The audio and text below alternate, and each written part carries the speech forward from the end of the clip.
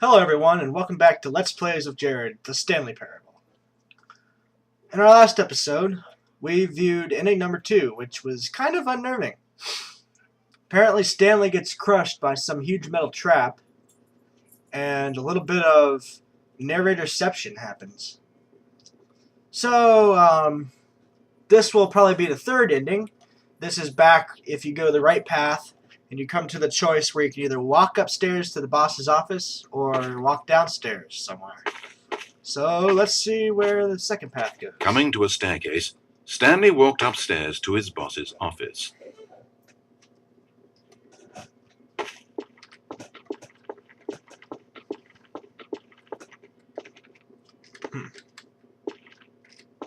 But Stanley just couldn't do it. He considered the possibility of facing his boss, of admitting that he had left his post during work hours. He might be fired for that.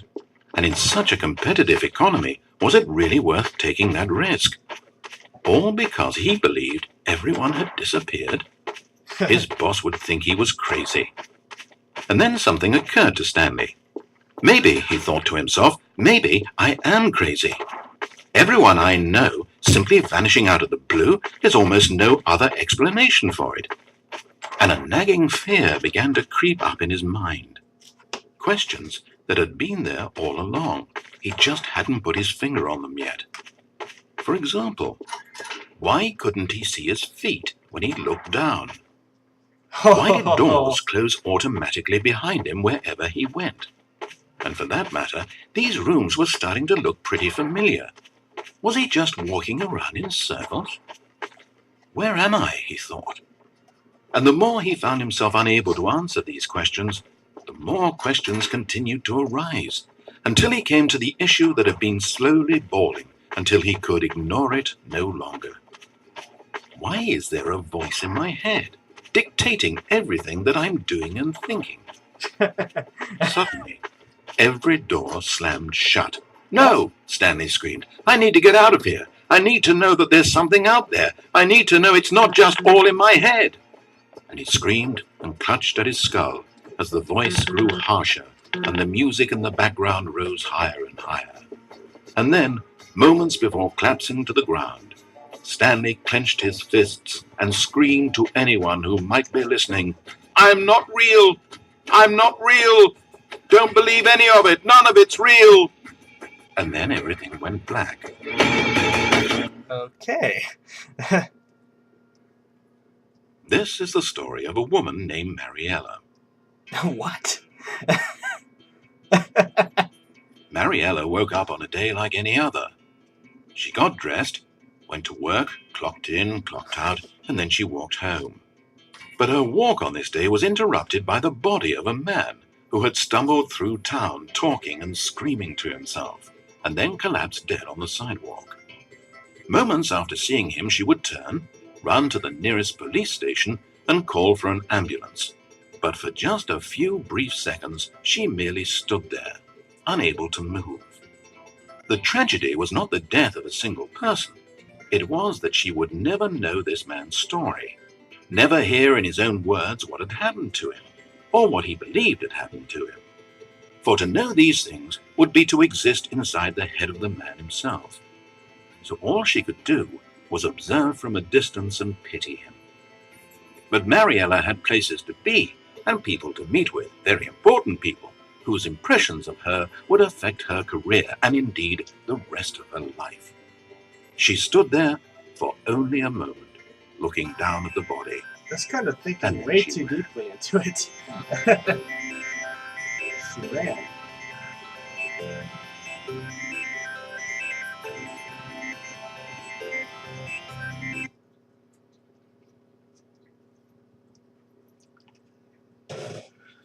Okay, well, I guess that was the third ending.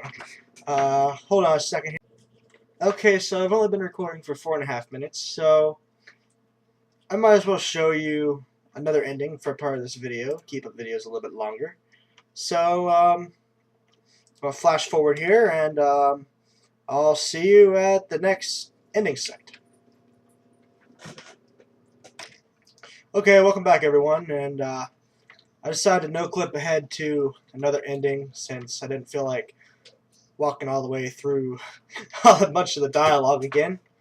Kind of glitched because I skipped through the reloading sequence pretty fast, so there's just black and white checkered boxes instead of what it's supposed to say there, which is greens to engage a generator like in the first video, and reds to disable it. I disabled it in the very first video of this particular series, so this time I'm going to engage it and see what happens.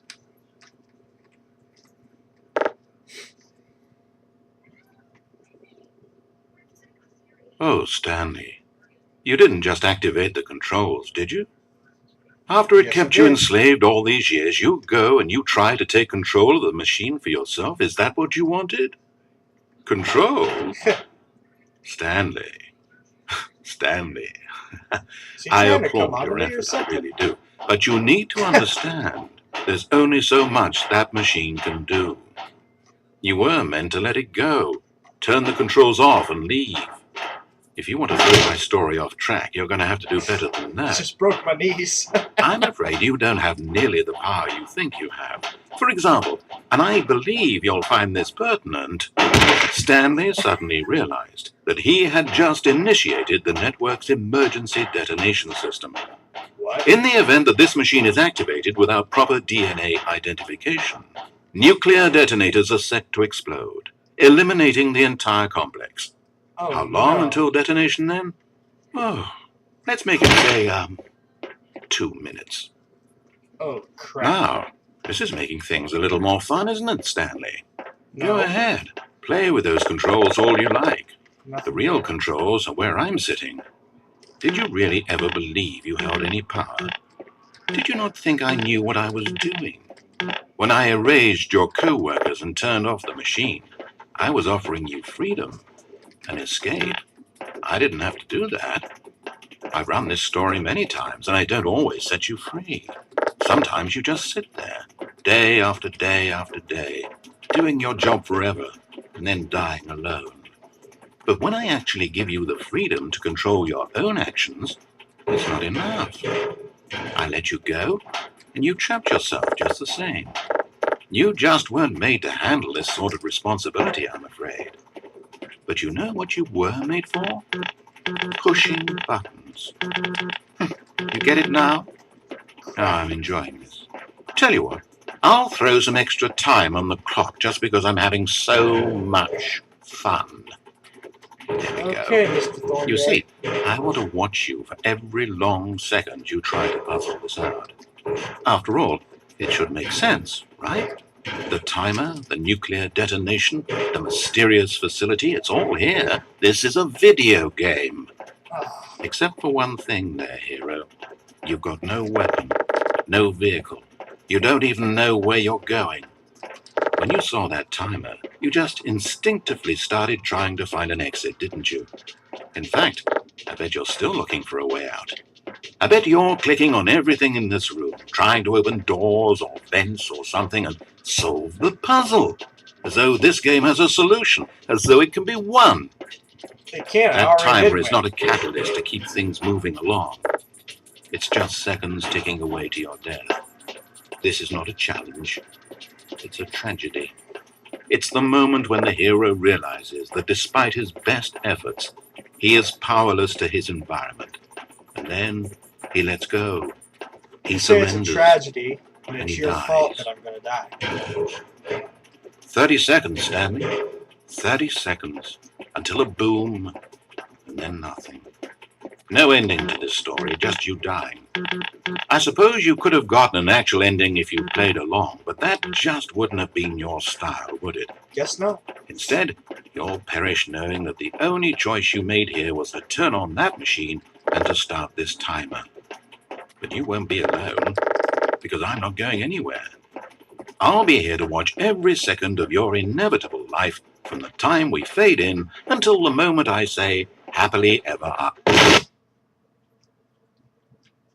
An enormous control panel.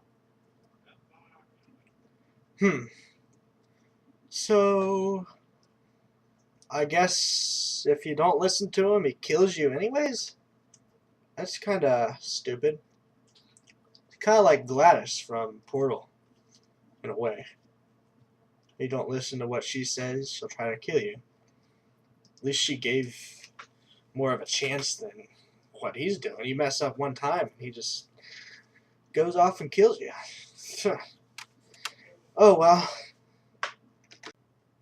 Okay, I'm back. Just check and see how much time I have. I'm about 5 minutes into this, so I guess I'll go to another ending. What haven't I done yet? Oh, I still have yet to go down in the elevator. So let's see if I can no-clip there. By the way, if I use this in any other game, I don't cheat. I use this just to make it quicker to get back to where I was if I lose my place or anything else. I don't believe in cheating in video games.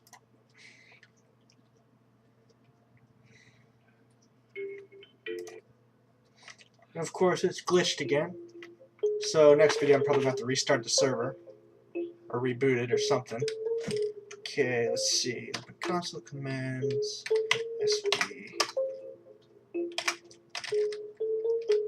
Cheats. 1. No clip. Okay, let's get outside the map. Whoa, what's that? Guess we go there at some point. See if I can find the elevator. Okay, we go through there. We wind up over here. There's the main outside. There's where we just were. Is the elevator around here somewhere? Okay, that leads to the staff lounge. There's that room. Ah, here's the elevator. Stanley was so bad at following directions, it's incredible he wasn't fired years ago. That never gets old. Maybe this is why everyone had left. No one wanted to be around someone as bad at listening as him. And since he was walking into the middle of nowhere, and thus ruining the entire story, Stanley decided that he would punish himself. So when he came to the elevator and the doors opened, he stepped inside and pushed the button to go up. But he did not do that. He was going down.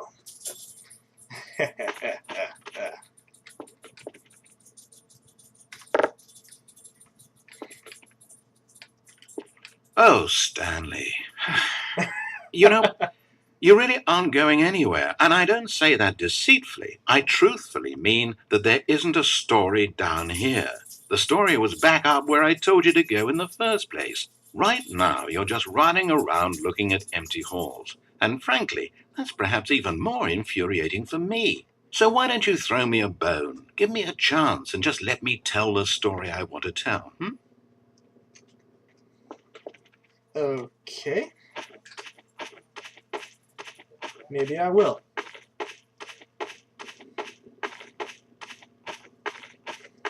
Oh, great, another choice. Now listen carefully. This is important.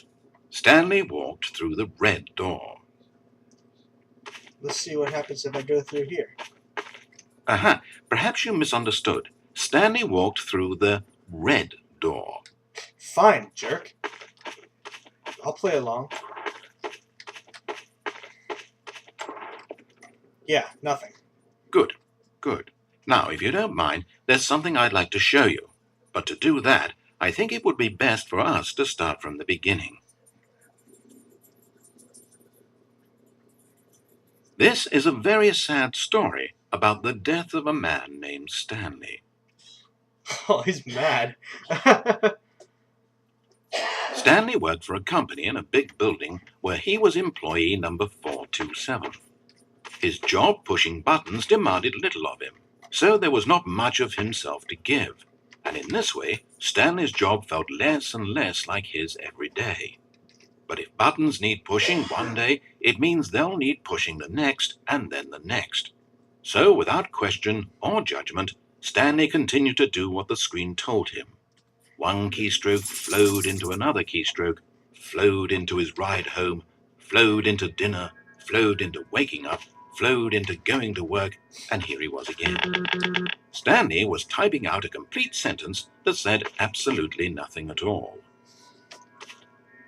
If in reality no one ever actually disappeared from the office, and Stanley never got the opportunity to make a decision, to choose which path he wanted to take, would his life still have any meaning? Perhaps when we long for something deeply enough, these hopes and fantasies become so strong in our minds that we truly believe that we're there, controlling that person and living that adventure.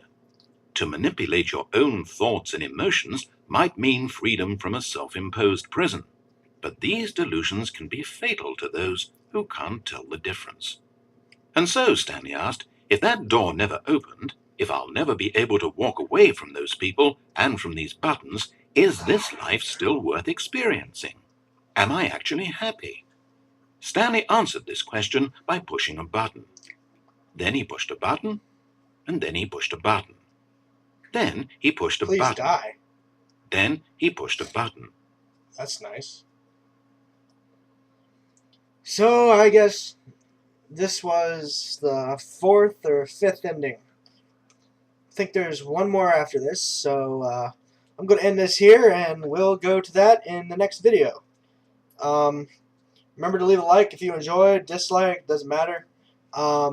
Subscribe if you want to, and leave a comment telling me if you liked it at all, if you're not, what I can do to change and improve it a little bit on my commentary, or if you have any game suggestions that are a Half-Life mod, specifically any variant of Half-Life 2, since I don't have Half-Life 1 and I don't have enough space on my computer to support it at the moment until I possibly get a laptop for myself in the future if I save up enough money for one. So yeah, peace.